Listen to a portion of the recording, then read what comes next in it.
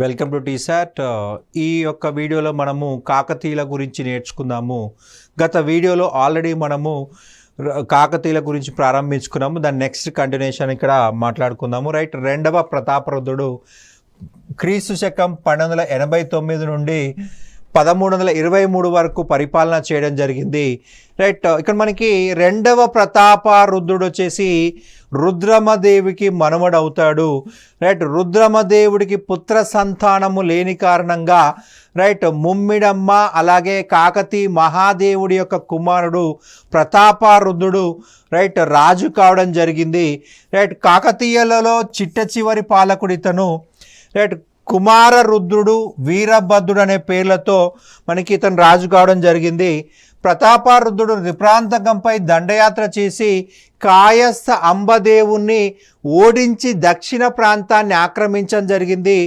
మనకు కాయస్థ అంబదేవుడు రుద్రమదేవికి వ్యతిరేకంగా తిరుగుబాటు చేసి దక్షిణ కాకతీయ రాజ్యాన్ని ఆక్యుపై చేసుకున్నాడు. అయితే ఈ యొక్క ప్రాంతాలను తిరిగి ఆక్రమించుకోవడం కోసం, రుద్రమదేవి మరణానికి ప్రతీకారం తీర్చుకోవడం కోసము ఈ కాయస్థ అంబదేవుడిపై దాడి చేసి అతన్ని ఓడించి చంపివేయడం జరిగింది. అడవులను పంటలను పంట పొలాలుగా మార్చి నీటిపారుదల సౌకర్యాలను కల్పించాడు రెండవ ప్రతాపరుద్రుడు. రాయలసీమలో అనేక నూతన గ్రామాలను ప్రతాపరుద్రుడు నిర్మించడం జరిగింది. ప్రతాపరుద్రుని ఆస్థానంలో మాచల్ దేవి అనే పేరుని నృత్య కళాకారిణి ఉండేది. రైట్, నాయంకర వ్యవస్థను పటిష్టం చేయడం జరిగింది. మనకి రుద్రమదేవి నాయంకర వ్యవస్థ స్టార్ట్ చేసిందండి. ఆమె కాలంలో 75 మంది నాయంకర్లు ఉన్నారని గుర్తుపెట్టుకోవాల్సి ఉంటుంది. అయితే ఆ నాయంకర వ్యవస్థలో లోపాలు ఉండడం వల్లే కాయస్థ అంబదేవుడు విజయం సాధించాడు. రుద్రమదేవి యుద్ధంలో చంపబడింది. కావున ఇతను ఈ యొక్క నాయంకర వ్యవస్థను పునర్నిర్మించడం జరిగింది. బలహీనులను తొలగించి రైట్ అత్యంత బలవంతులని మళ్ళీ నియమించాడు. 77 మందిని ఈ యొక్క నాయంకర వ్యవస్థలో నియమించాడు. రుద్రమదేవి టైంలో 75, ఇతని టైంలో 77 అని గుర్తుంచుకోవాల్సి ఉంటుంది. రైట్, ఎవరైతే బలహీనులు ఉన్నారో, ఎవరైతే అసమర్థంగా సైన్యం నిర్వహిస్తున్నారో వాళ్ళని తొలగించేసి గొప్ప వాళ్ళని నియమించుకున్నాడు. తెలివిగల వాళ్ళని నియమించడం జరిగింది. ఈ నాయకుల్లో ఎక్కువ మంది వెలమ నాయకులు ఉన్నారు. రైట్, వెలమ నాయకులు ఉన్నారు. ఈ యొక్క 77 మందిలో ఎక్కువ మంది వెలమ నాయకులు ఉన్నారు. ఢిల్లీ పాలకుడు అలావుద్దీన్ ఖిల్జీ క్రీస్తు శకం 1303లో ఓరుగల్లుపైకి దండయాత్ర చేయడం జరిగింది. రైట్, ఈ యొక్క సైన్యానికి నాయకత్వం వహించింది మాలిక్ ఫక్రుద్దీన్ జునా. రైట్, ఈ యొక్క మాలిక్ ఫక్రుద్దీన్ జునాని ఓడించింది రైట్ వెలమ నాయకుడు రేచర్ల వెన్న అలాగే పోతుగంటి మైలి. వీళ్ళిద్దరూ కూడా వెలమ నాయకులు. రేచర్ల వెన్న, పోతుగంటి మైలి అని గుర్తుపెట్టుకోవాలి. వీళ్ళిద్దరూ కూడా మాలిక్ ఫక్రుద్దీన్ జునాను ఉప్పరాపల్లి వద్ద ఓడించి తరిమి కొట్టడం జరిగింది. ఇతన్ని ఓడించి తరిమేసినట్లు వెలుగోటి వారి వంశావల్లో పేర్కొనడం జరిగింది. రైట్, మనకి ఇక్కడ 1310లో అలావుద్దీన్ ఖిల్జీ సైన్యాధిపతి అయినటువంటి మాలిక్ కాఫర్ ఓరుగల్లుపై దండయాత్ర చేయగా ప్రతాపరుద్రుడు లొంగిపోయి సంధి చేసుకుని కప్పం చెల్లించడం జరిగింది. మాలిక్ కాఫర్ తన ఒక ఆత్మకథలో ఏం రాసుకున్నాడంటే, ప్రతాపరుద్రుడిని కాపాడాలని చెప్పేసి 77 మంది నాయకులు ఓరుగల్లుకు వచ్చారు.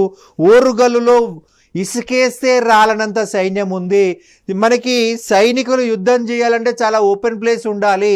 అసలు ఇసుకేస్తే రాలనంత సైన్యం ఉంది ఓరుగల్లులో.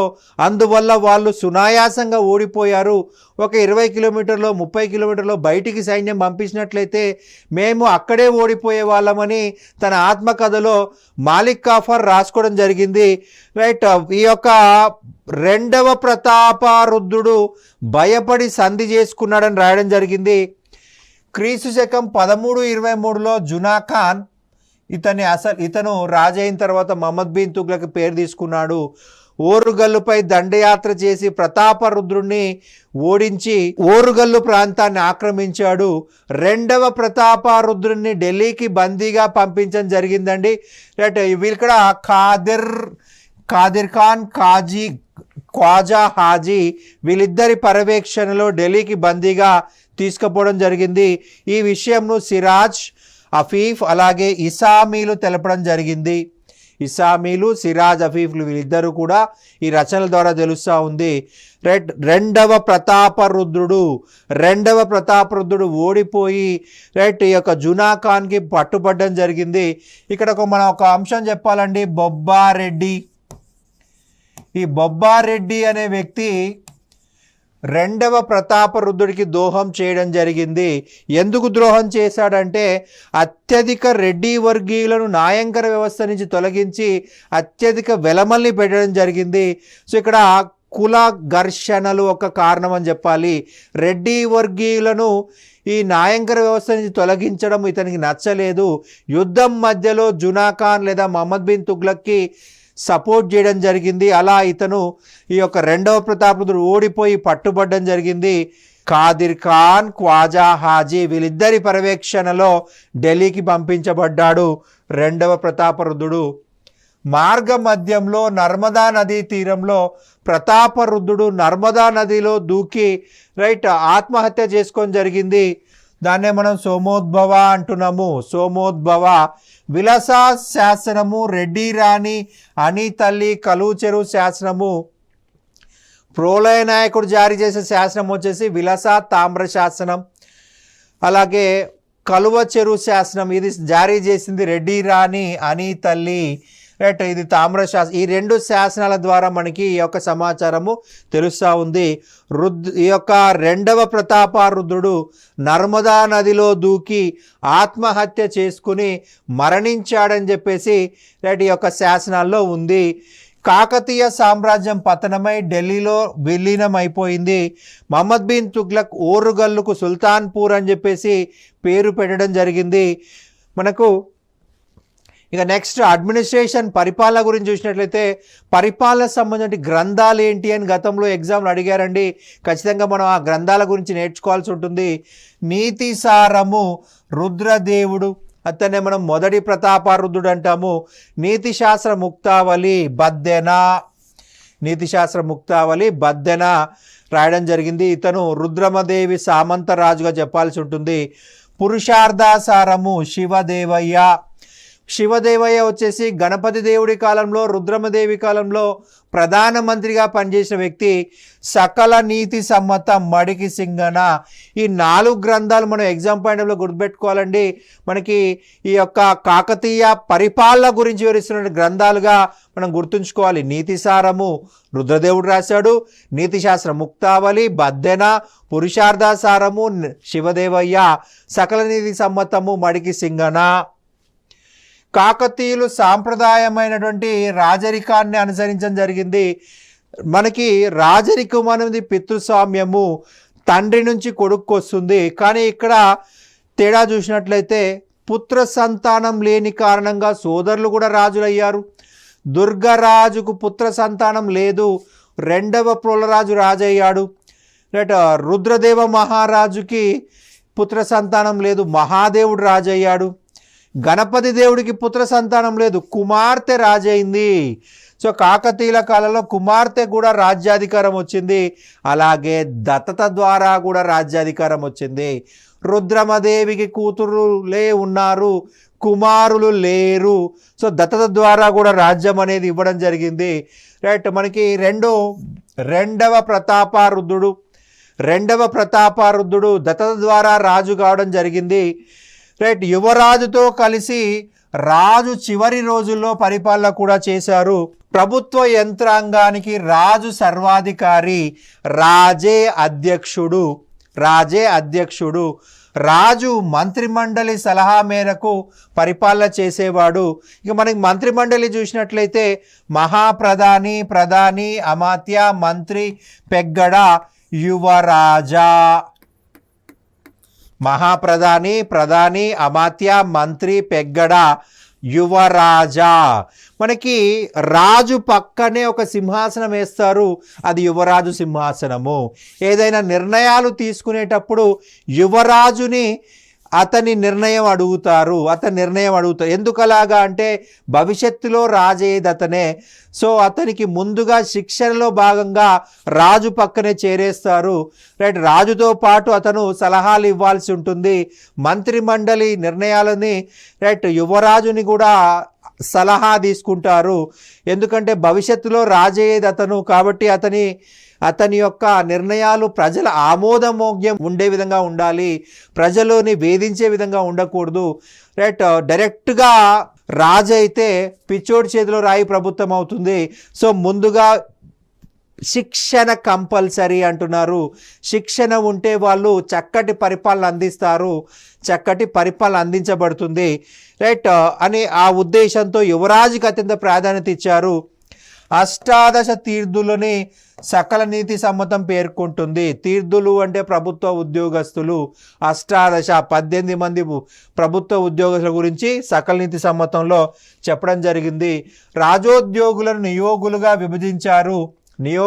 విభజించారు. మొత్తం 72 నియోగాలు ఉన్నాయి. నియోగాలు అంటే శాఖలు. రైట్, కేంద్ర ప్రభుత్వంలో 72 శాఖలుగా డివైడ్ చేశారనమాట. ఈ నియోగాలకు 72 నియోగాధిపతి పర్యవేక్షించేవాడు. ప్రతి నియోగాధిపతి ఉంటాడు. మళ్ళీ 72 నియోగాలు కలిపి 72 నియోగపతి ఉంటాడు. అంతఃపుర రక్షకుడు అనే ఉద్యోగిని నగర శ్రీ కావలి అని వ్యవహరించేవారు. నగర శ్రీ కావలి. కాకతీయ రాజులు మహామండలేశ్వర బిరుదుని ధరించారు. కాకతీయ రాజులు ఎక్కువగా మహామండలేశ్వర అనే బిరుదునే ఉపయోగించారు, కానీ ఎక్కడా కూడా చక్రవర్తి అనే పదం కనిపించదు. రైట్, కాకతీయులు ఆంధ్రదేశాధీశ్వర, మహామండలేశ్వర అనే పదాలు మాత్రమే ఉపయోగించారు, చక్రవర్తి అనే పదం వాడలేదు. కాకతీయ రాజ్యాన్ని పరిపాలనా సౌలభ్యం కొరకు నాడు, స్థలం, గ్రామాలుగా విభజించారు. స్థలంలో 20 గ్రామాలు ఉండేవి. స్థలాలను సేనాధిపతులైనటువంటి నాయంకర్లకు ఇవ్వడం జరిగింది. స్థలాల్లో పరిపాలన కోసం స్థలకరణాలు. గ్రామ పరిపాలనకు మహాజనులు అనేటువంటి పేరు ఒక సభ ఉండేది. ఈ సభ నిర్ణయాలు అమలు పరుస్తూ 12 మంది అయ్యగారులు ఉండేవారు. మనకి తలారి, కరుణం, రెడ్డి, పురోహిత, కమ్మరి, కంసాలి, వడ్రంగి, కుమ్మరి, చాకలి, మంగలి, చర్మకార, వెట్టి, ఈ 12 మందిని మనం ఆయగారులు అంటాము. మొదటి 3 ప్రభుత్వ ఉద్యోగస్తులు, మిగిలిన 9 మంది గ్రామ సేవకులు. కరుణం గ్రామంలోని భూముల వివరాలను సేకరించేవాడు. రెడ్డి భూమి శిస్తు వసూలు చేసి ప్రభుత్వానికి అందజేసేవాడు. తలారి గ్రామ సంరక్షక భటుడు, శాంతి భద్రతలు కాపాడుతారు. ఈ ముగ్గురు మాత్రమే ప్రభుత్వ ఉద్యోగస్తులు. మిగతా వాళ్ళంతా కూడా గ్రామ సేవకులు, గ్రామ వాలంటీర్లు అని చెప్పాల్సి ఉంటుంది. ఆయగారులకు పన్నులు లేని భూములే కాక పంటలో కూడా భాగం ఉండేది. రైట్, ఇక ఫైనల్గా సైన్యం గురించి చూసినట్లయితే కాకతీయ సైన్యంలో 2 రకాల సైన్యాలు ఉన్నాయండి. చక్రవర్తి సైన్యం ఒకటి, నాయంకర సైన్యం ఒకటి. చక్రవర్తి సైన్యం వచ్చేసి రాజు యొక్క ప్రత్యక్ష నియంత్రణలో ఉంటుంది. దీన్ని సిద్ధ సైన్యం అని కూడా అంటాము. ఇక నాయంకర సైన్యం చూసినట్లయితే నాయంకరుల అధీనంలో ఉన్న సైన్యము. రుద్రమదేవి నాయంకర విధానాన్ని ప్రవేశపెట్టింది. దీనిని మనము ఢిల్లీ సుల్తాన్లోని జాగీర్దారీ వ్యవస్థతోటి, మొఘల్స్లోని మన్సబ్దారీ వ్యవస్థతోటి, అలాగే విజయనగర సామ్రాజ్యంలోని అమరనాయక వ్యవస్థతో కంపేర్ చేయవచ్చు అని చెప్పొచ్చు. అత్యంత విశ్వాసపాత్రులకి సైనిక అధికారులకు భూములను ఇచ్చేవారు. సైన్యం నిర్వహించినందుకు గాను జీతాలకు బదులుగా భూములు ఇస్తారు. సైన్యం కాబట్టి ఎక్కువ డబ్బు కావాల్సి వస్తుంది వాళ్ళందరి మెయింటెనెన్స్కి. అది గుర్రాలు కావచ్చు, వ్యక్తులు కావచ్చు, రైట్ ఏనుగులు కావచ్చు, ఇవన్నీ కూడా మెయింటైన్ చేయాల్సి చాలా ఎక్కువ డబ్బు ఖర్చు అవుతుంది కాబట్టి భూమి రూపంలో జీతాలు ఇచ్చేవారు.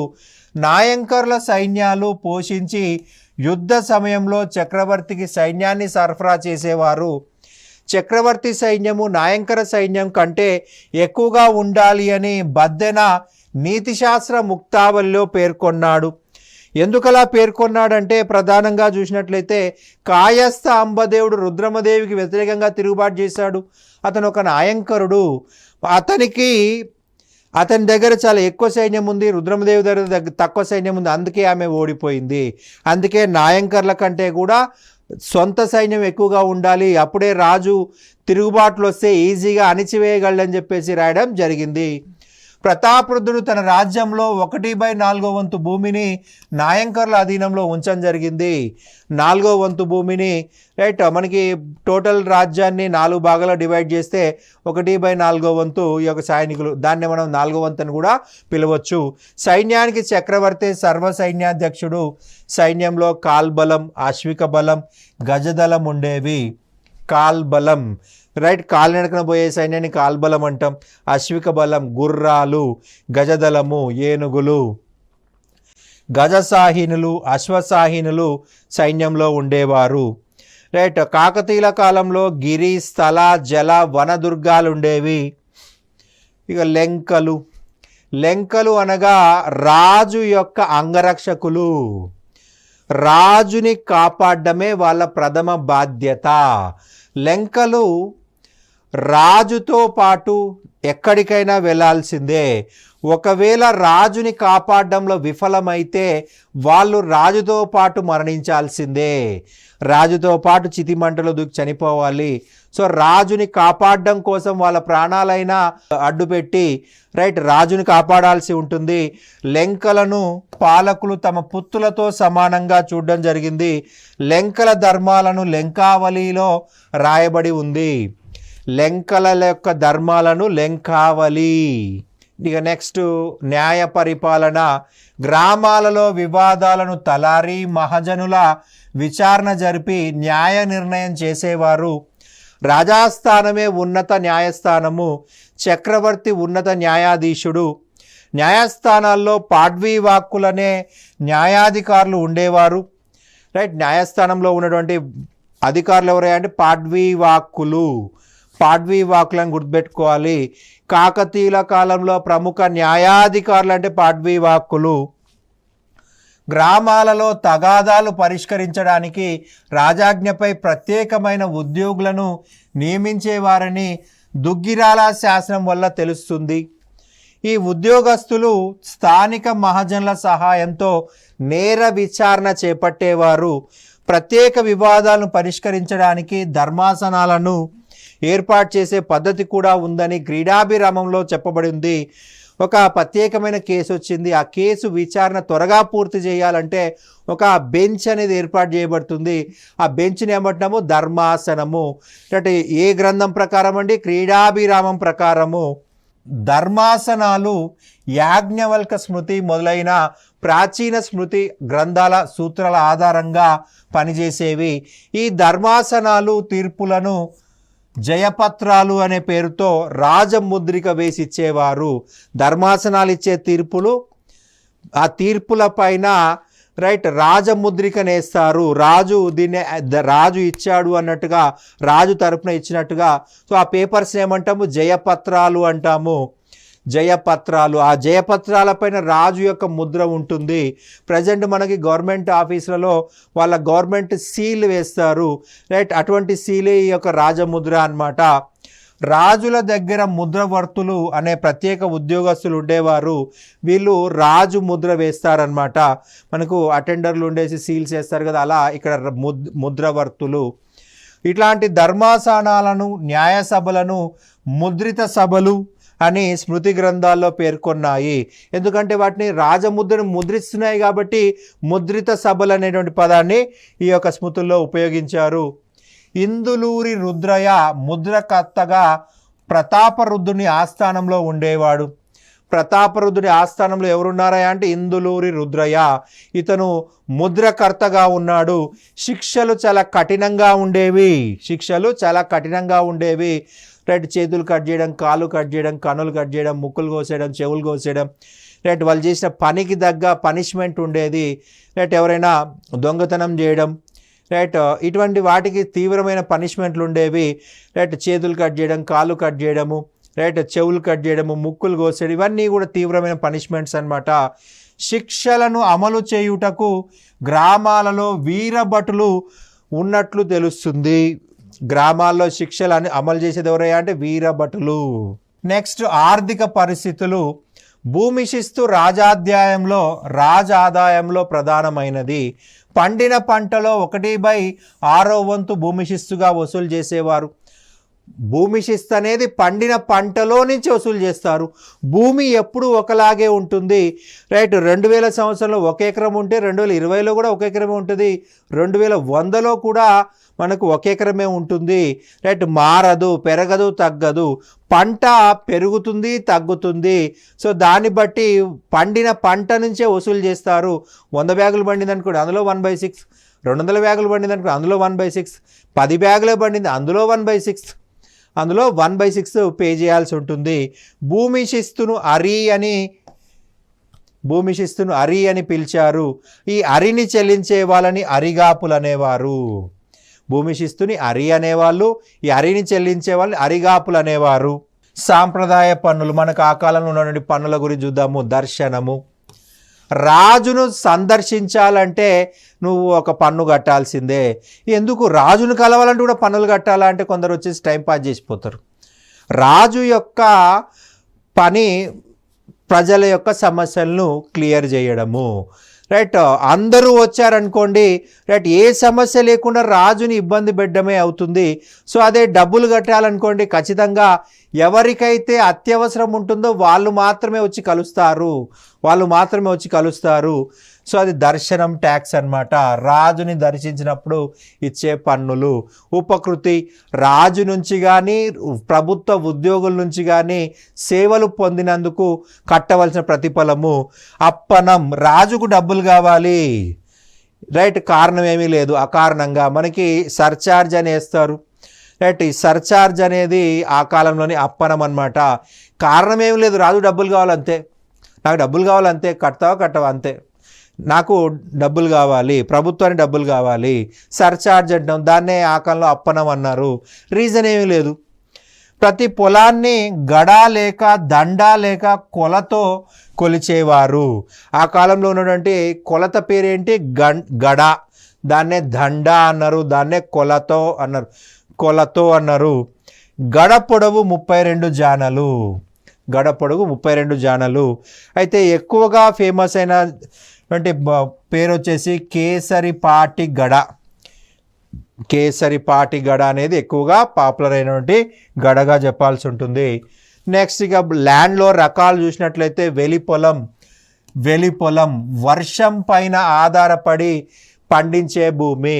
వర్షం పైన ఆధారపడి, రైట్. తోట భూమి. వర్షం ఆధారంగా తోటలు పెంచడం, ఫలవృక్షాలు పెంచడం. నీరు పొలం. చెరువుల కింద నదుల కింద ఉన్న భూమి. నీరు పొలం వచ్చేసి చెరువు కింద ఉంటుంది లేదా నదుల కింద ఉంటుంది. అంటే 365 days నీళ్ళు ఉండేటువంటి అవకాశం ఉంటుంది నీరు పొలంకి.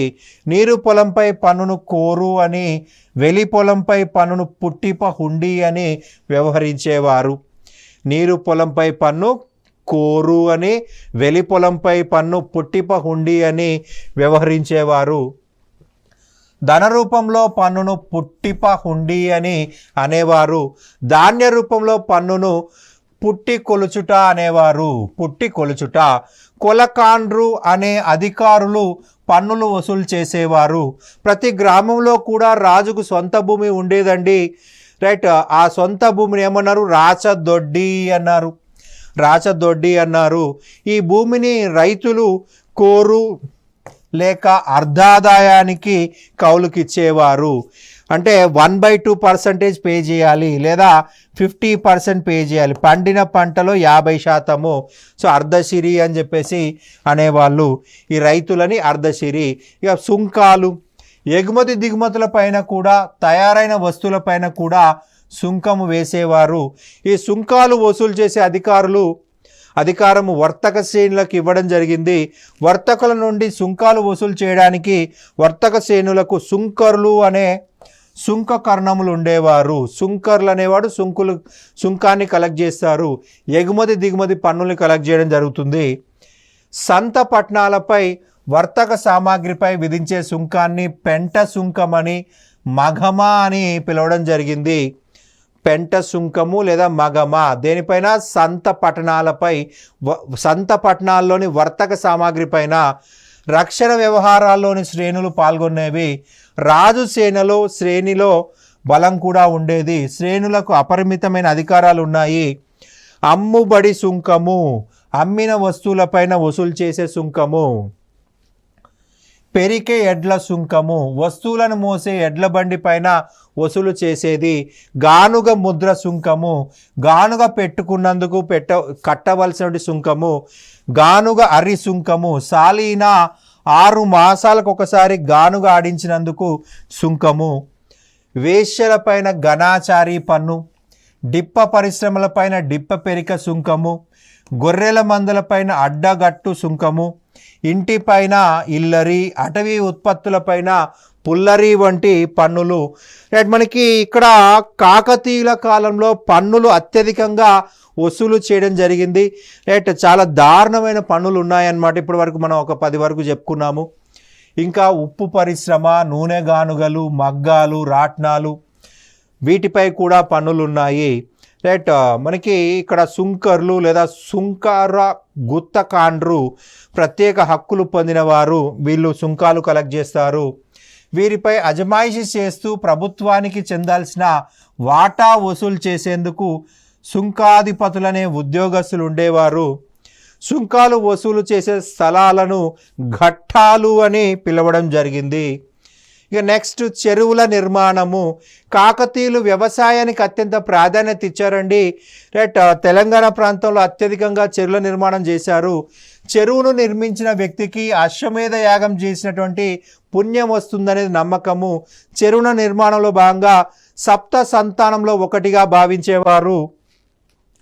సప్త సంతానాలను గంగాధరుడి యొక్క కరీంనగర్ శాసనంలో, గణపతి దేవుని యొక్క గణపేశ్వర శాసనంలో మనకి యొక్క సప్త సంతానాల గురించి చెప్పడం జరిగింది. కొన్ని ముఖ్యమైన చెరువుల గురించి మనం ఇక్కడ డిస్కస్ చేసుకుందాము. కేసరి సముద్రం, జగత్ కేసరి సముద్రం మొదటి ప్రోలరాజు నిర్మించాడు. అలాగే శెట్టి కేరయ సముద్రము 2వ బేతరాజు నిర్మించాడు. ఉదయచోడుని సముద్రము మనకు పానగల్లులో ఉన్నటువంటి దాన్ని రుద్రదేవుడు నిర్మించాడు. రుద్రసాగర తటాక అని కూడా పిలుస్తాము. ప్రస్తుతం దాన్ని ఉదయ సముద్రం అని పిలుస్తున్నాము. ఉదయచోడ మహారాజును ఓడించి ఈ యొక్క చెరువుని కన్స్ట్రక్ట్ చేశాడు. గణప సముద్రము గణపతి దేవుడు. పాకాల చెరువు జగడాల ముమ్ముడి. గణపతి దేవుని దగ్గర పనిచేసే సామంతుడు జగడాల ముమ్మిడి. రామప్ప చెరువు రేచర్ల రుద్రుడు. అలాగే లక్నవరం చెరువు గణపతి దేవ. ఇవి మనకు మన ఎగ్జామ్ పాయింట్ ఆఫ్ లో ముఖ్యమైనటువంటి చెరువులుగా గుర్తించాల్సి ఉంటుంది. ఇదండి మనకు కాకతీయులకు సంబంధించిన సమాచారము. Thank you.